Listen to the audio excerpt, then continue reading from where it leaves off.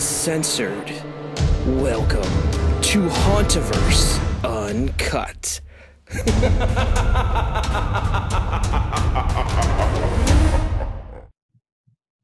Good evening, ladies and gentlemen, and welcome to Hauntoverse Update. We've got some breaking news tonight out of Halloween Horror Nights, where another new map has just been released that might just be what we're getting this year. So once again, I am joined here by my illustrious compadre, Mr. Brian Bass. Brian, what are some of your thoughts on this new map? Woo, man. Let's address the very glaring fact that this event without this map is fantastic looking already. We took some time off. A lot of stuff got dropped, but out of nowhere, and I'm taking a friend to the event. Let's even talk about that. We're both in at this point. We're all in. We're all in. Dole is not all in, but he will be all in at all in. Anyway, so I'm taking a buddy who has never been to this event before, and I'm like, I've been just talking about, I can't stop talking about how amazing this lineup is. And he asked 2 days ago, he's like, so when do we find out the rest of the houses? And I was like, I don't know. It just depends. And then like the next day, map drop. Now, this map looks good, Andy. This map, we get a map drop about this time every year. I would say they are anywhere from 78.6% to 99% accurate. I would say in overall, I'd say they're overall pretty accurate. There might be one or two misses there, and even then it's usually a location and not a house. It looks incredible, honestly. I hate to find out all at once, but I also love to find out all at once. And some of these houses are out of nowhere, and I couldn't be more excited with what's already going to be, in my mind, the strongest lineup heading into a Halloween Horror Nights. I'll say it, to date. Since I've been going since 2009, I have not had a better lineup that I'm heading into. Well, let's look at some of the things on the map. Some of the things we already know. The Stranger Things house, that was already announced. Yep. Trick or Treat, that was already announced. Dead Exposure, we talked about that one already. I'm just going to read you some of the houses here. Okay. And then some of the stuff that we talked about on the previous shows looks like it's actually coming to pass now. Yeah. So we got Poltergeist, which is huge. If they haven't, that's one I won't even get excited about, because how do we not know that yet at this point? That is such a massive, that's Shining Exorcist level.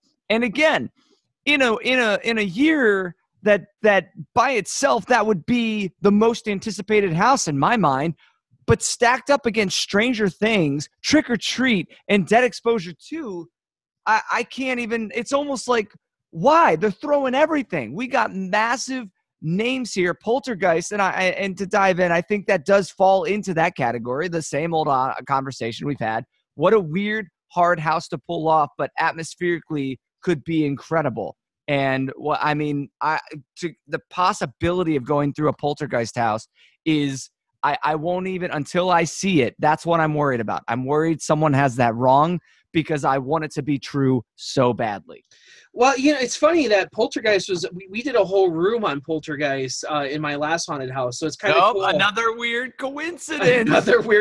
So what's weird about it is the first room, it started off Stranger Things and went right into Poltergeist. So two of the houses that they're doing here, I did in my haunted house. One more, and it's time for copyright infringement. Yeah, man. Time to hey, dude, stop stealing my ideas, right? The next one is an original house, Wizard of Oz, which sounds fantastic. I'm gonna be real honest. I don't even know if it's calling it the sleeper even fair. I think everybody's would be ecstatic for that concept. We've seen them take other classic stories, fairy tales, movies, cinema, and turn it into a twisted tale or a twisted experience. And Wizard of Oz just lends itself to a haunted house. Yeah. Even the we saw minimally Return to Oz. If some of you remember that nightmare fuel of a movie, where we got to get a glimpse of how scary that universe could be. And hell, man, even the first one is scary enough. It is. It's true. That's the whole universe of Wizard of Oz from the beginning could be horrifying. So yeah, that's one. I said that one to my wife the other day. Yeah. And she's like, oh, I want to go just to see that. And she right, like that's a selling point right there. Like, yeah, I want this map to be real so bad because the things on it could make for, I might extend my trip. This could be such a good event. Wizard of Oz.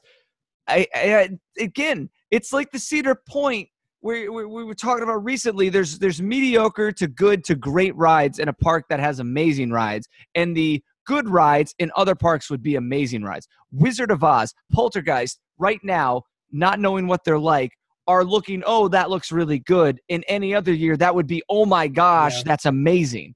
Yeah.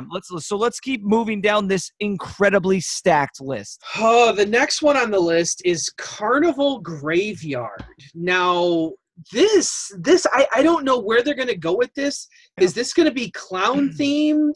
The font kind of, this is another original house. Is it going to be clown themed? Is it going to be like your classic fair theme? This could be crazy. Do we dare say who we might see? I mean, would they do? They've done it once, right? They did a clown house without Jack, so I wouldn't put it past them.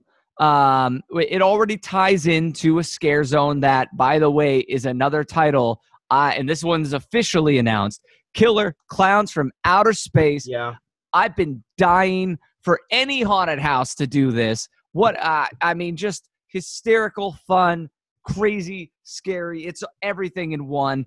And now you have this carnival, crazy, weird. That one struck me as weird when I read it, just lined up against everything else. Would we see Jack and Eddie for some reason? Would it just be, another great? I mean, carnivals and clowns are always great. What? Okay, what if? So let's jump to the middle a little bit. Mm-hmm. It seems that we said that they were going to do an 80s theme. Yes, we did. And it seems that pretty strong. There's a heavily themed 80s influence here. We're going to see that in a lot of things. Correct. What if they don't do Jack? What if they do a prequel of Jack? I mean, that would be incredible. I would 100% be down for that. And to start getting kind of origin on their own stuff to build that even more. We see that with Dead Exposure, don't we? Isn't that an origin story? It is an origin story of one of the best houses. I think we could see an origin of Jack, which would be amazing. It'd be and that house could tell his story. It would be. Yeah. I think the fans would absolutely eat it up and die over it. I think. Either way, whatever that house ends up being, it's a shoe-in, for a haunted attraction. I'm still holding out after seeing the Hellfest trailer that somebody misread a code word and just, that's just a generic original, because it is a sound stage. That's a pretty massive space for not IP. Hellfest would make a great house as well. It almost seems like it's designed to be a house. Universal's done it many times where they make a house on a movie that comes out after the event has already started.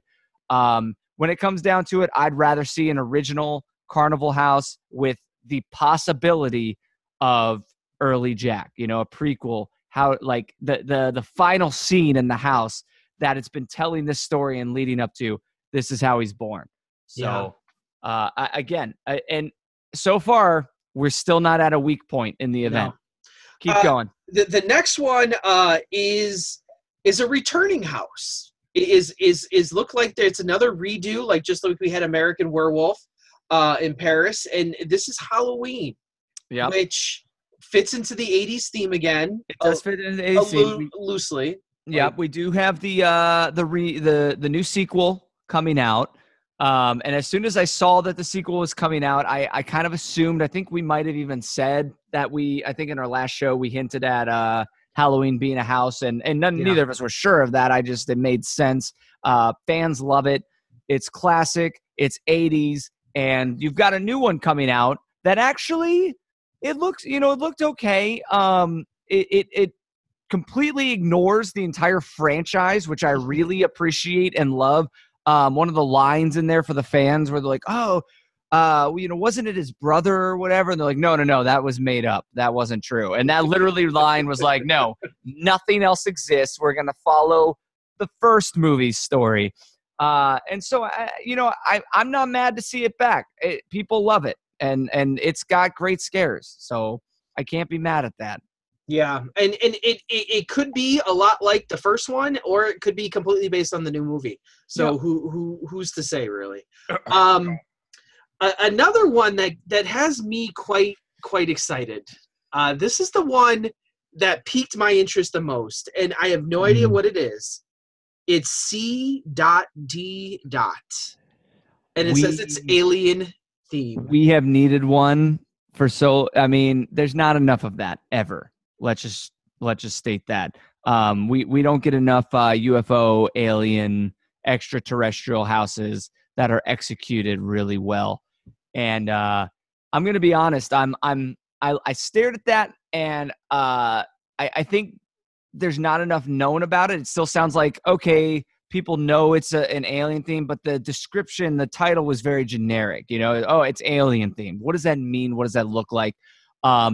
Could be, again, 80s. Are we what kind of alien are we getting with that? Well, I'm a little surprised because you have Predator coming out again. Yeah, which, by the way, that new poster looks amazing.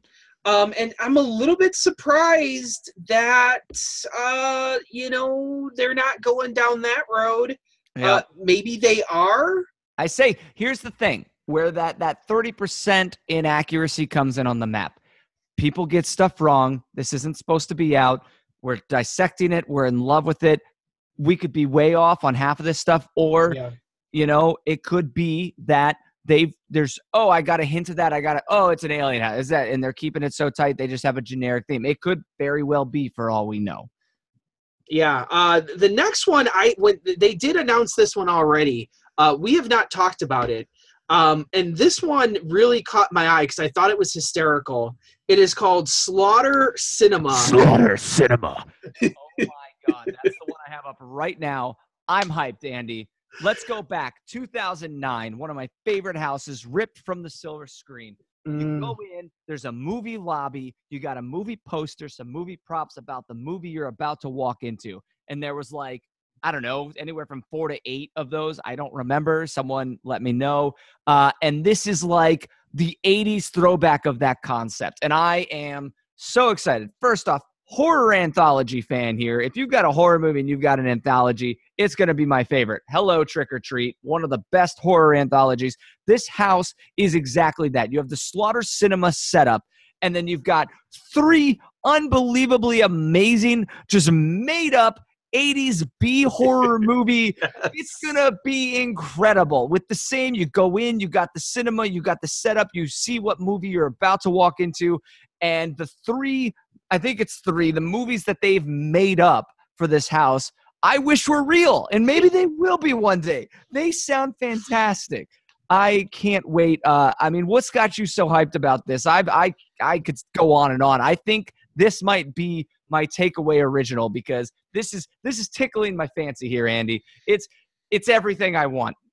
Well, I just thought the concept was really cool when I saw it, and like you, I'm not the biggest of horror movie fans, but every single one of those concepts that they rolled out there, I'm like, that's freaking brilliant. Like, that's hysterical. I just loved everything about this one. And like you said, this could be the sleeper hit of the entire event. Yeah. I think a lot of people are just like, oh, whatever. But this might be the one that really impresses a lot of people. I think so. The next one is a really strange. It's the Horrors of Blumhouse 2. Yeah. Happy Death Day. Now, some stuff to talk about. I went to Hollywood last year. Yes. You may recall that the Hollywood version did this exact concept. Yep. Where they strung a bunch of the Blumhouse movies together. Yep. Happy Death Day was one of them. Mm-hmm. And I'm a little bit surprised because I don't recall Happy Death Day doing very well at the box office or anywhere. Happy Death Day did not do well. But what's weird, anybody who saw it really enjoyed it. I have a buddy who really doesn't care too much about horror movies. Let's call him Devin Olson, okay? And he saw Happy Death Day, and he told me he really enjoyed it. He thought it was fun. He thought it was good. I think it should have performed better. I think it fell at a bad time, and there's not really, they didn't do much marketing. How was the house itself? Was it fun? It was fun. You had the Purge concept going on in there. So, that actually, that appealed to me. Yeah. The Happy Death Day, I clearly remember it's like you're walking through a house and stuff. I had watched, because the movie wasn't out at that point yet either. Yeah. I don't think it was out yet or is about to come out. So the only information you really had was I clearly remember standing down in the line for Saw down on the lower lot at Hollywood. Yep. And on the building, they would run advertisements. And one of the advertisements they would constantly run during that hour line was the Happy Death Day advertisement. Yep. And really, that's the only reason I knew anything about the movie going into it. And I thought the house accurately represented the commercial. So I don't know if it represented the movie. But hey, I mean, it's fun. Represented the commercial well.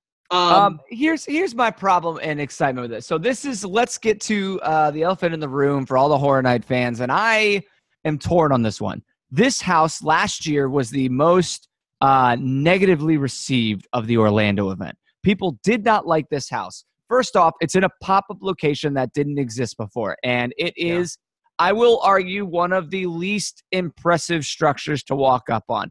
I will say it went on longer than I thought, but it's the most thrown together looking house.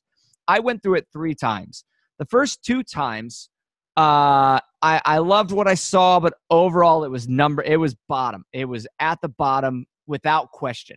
The last time I went through it, I had that's the Halloween Horror Nights paradox, right? Like whatever. You can go and have awful, and then all of a sudden it's great, and then you're conflicted. And that's what happened on my last walkthrough. I saw stuff I didn't even know was in the house, some amazing scares. It was the benefit of getting hit by everything at the right time. And I started questioning. I was like, man, this might be middle of the pack now. Problems with it. They did, what did we get in Orlando? We got Insidious, the really amazing, really scary that I cannot remember. Give me 1 second. It was 2012, maybe. Sinister. 2011? I don't remember. Don't quote me on that. There was like 2 scenes from Sinister in that house. Like, it was like, and here's Sinister. Okay, Purge, Insidious, and Purge, Insidious, and Purge. It was so poorly paced. Where you look at American Horror Story, well, while it was really long and overdone, they spent time in each entity. And I felt Blumhouse did not do that properly. And then here's my other problem. You guys got Happy Death Day. Sure, it's new. Okay, good marketing point. We got Insidious again, which I'm never going to be mad about because it's scary. Sinister, which had the most potential and most disappointment because they barely did anything from it. And then Purge again. Here's where I'm hypocritical. Anybody that's watched, I hated Walking Dead being at the event for 5-6 years in a row. I could have Purge every year and I don't care. And we have a new Purge movie, and I'm honestly surprised there's no Purge scare zone But Hollywood's getting a house. Hollywood's getting a house of it. I don't care about Hollywood. We're going to Orlando. I like the scare zone. The Purge scare zone is one of the few repeats that they just bring back verbatim, and I don't even care. Here's my thing. What are we getting in Blumhouse? Because let me just read you a few titles from Blumhouse that a lot of people might not understand how. When I was last year, this was my most anticipated house because of the possibilities.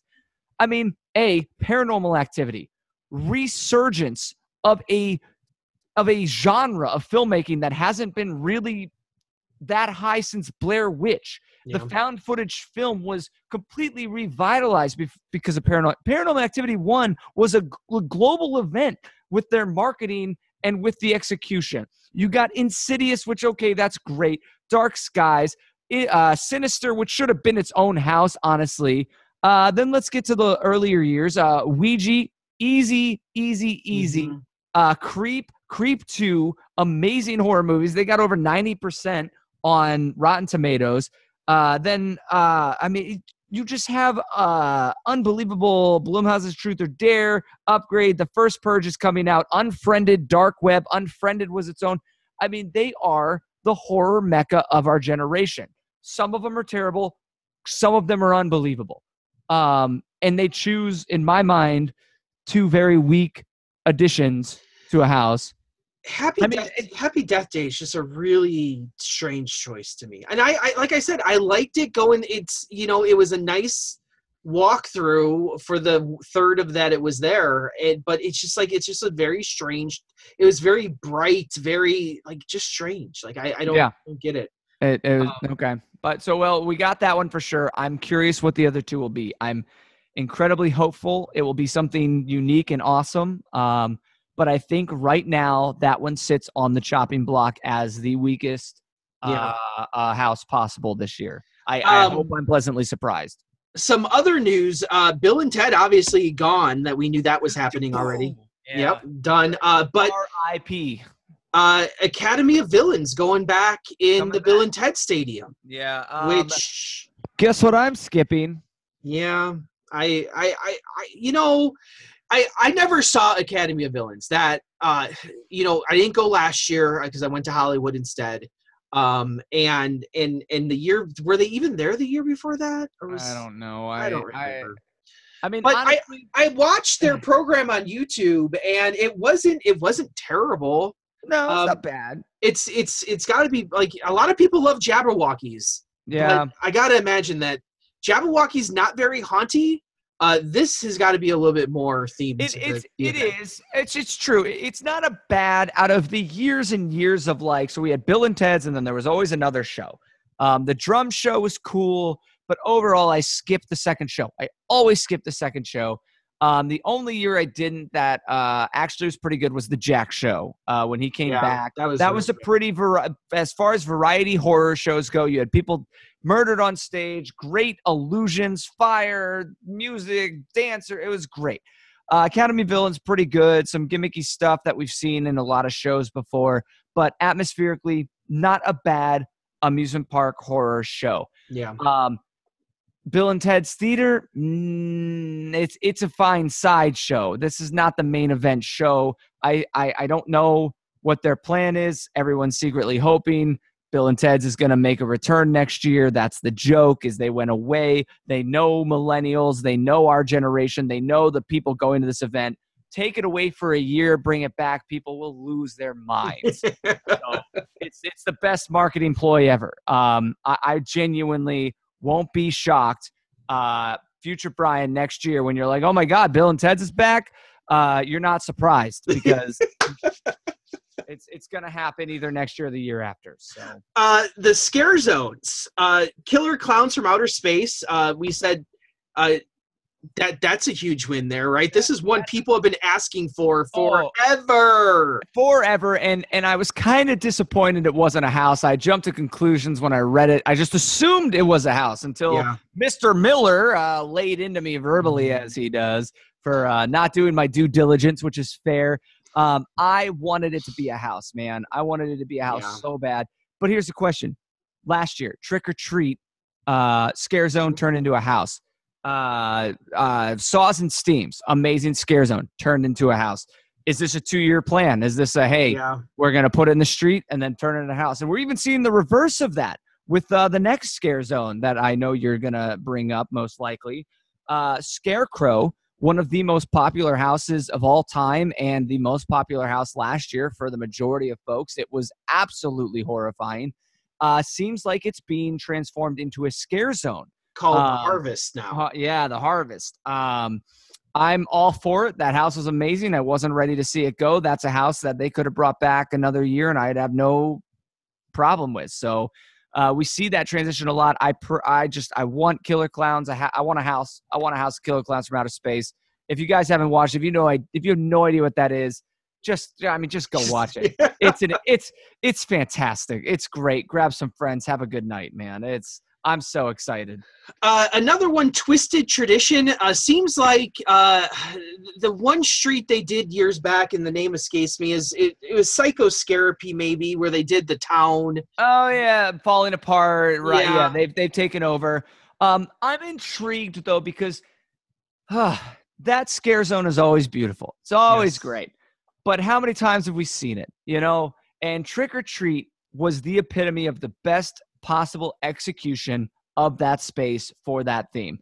And I love that they're like, where do we go now? It's rotting. And I think it's a great idea. Psychoscarapy, I loved when they took over the thing burning, the destruction. Mm-hmm. I think this has a potential to be a little more unsettling because they really are pushing the rotting factor. If all those 100 pumpkins are gross and rotting in the trees, what a visual. You got things dying.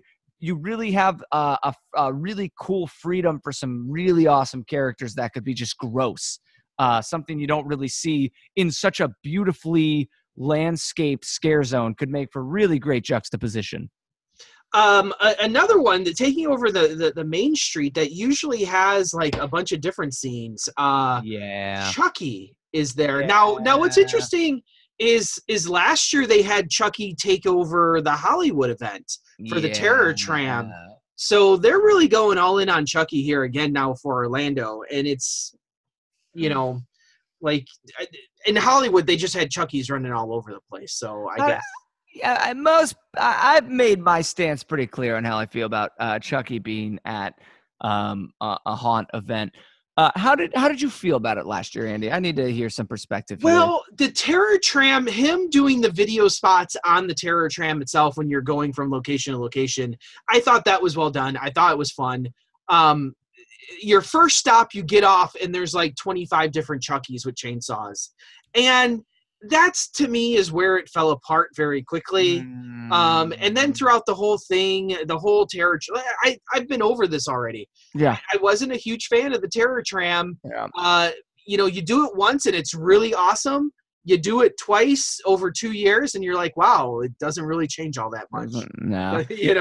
And Chucky, I don't want to linger on this. Chucky's a doll. It doesn't work. It's just not in the realm of the world. The only time it worked was the Chucky house, 2009. They shrank you down to his size. Fine. The narrative fits. Even then, it was the comedy house. It was funny. It was silly. It was scary in a funny way. I hate to see a scare zone wasted on this. Honestly, I really do. But it's a good name. People like Chucky. I think there's someone's trying to do another one. The Chucky dolls are scary. Dead Silence is scary. Chucky, that's not scary to me. I'm sorry. The Puppet Master, that's a scary puppet movie. Chucky, his attitude is awesome and hilarious and ridiculous, but man, what a great spot for a scare zone. And I hope I'm proven wrong, but I'm not hyped for it. The last one is fits into our 80s theme again very clearly. Vamp 85, that we've seen this in the past with it was almost like the 60s, right? Yeah, so are we 50s or 60s? Yeah. 5. And now we've come up to the 80s.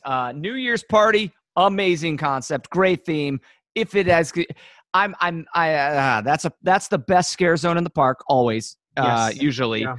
I was sad that it wasn't Purge, only because I love that concept. I know you're all like, the third time in a row that they would have done it, so stop. I get you. I'm there. Vamp 85 has the potential to be one of the most fun scare zones with incredible scenes and incredible atmosphere because of the New Year's Eve party and how they handle that. Is the ball going to drop every time? Is there going to be confetti? What's going to happen? Is it going to be crazy? Could it be? There's several different ways. I'm hoping we see something like the 7 Deadly Sins scare zone where it changed throughout the night. I thought that was awesome. I mean, I know they won't do this logistically, because I worked the year that they tried to do special events that were timed out throughout the night, and it's hard to do on a scale.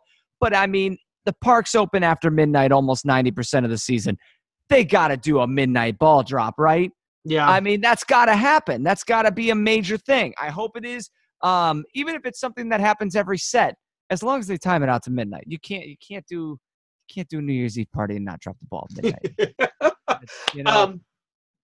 Well, I guess the last thing to talk about here then is if all this comes to pass, is this clearly and God forbid we rank things before we experience them, but that's what we're gonna do.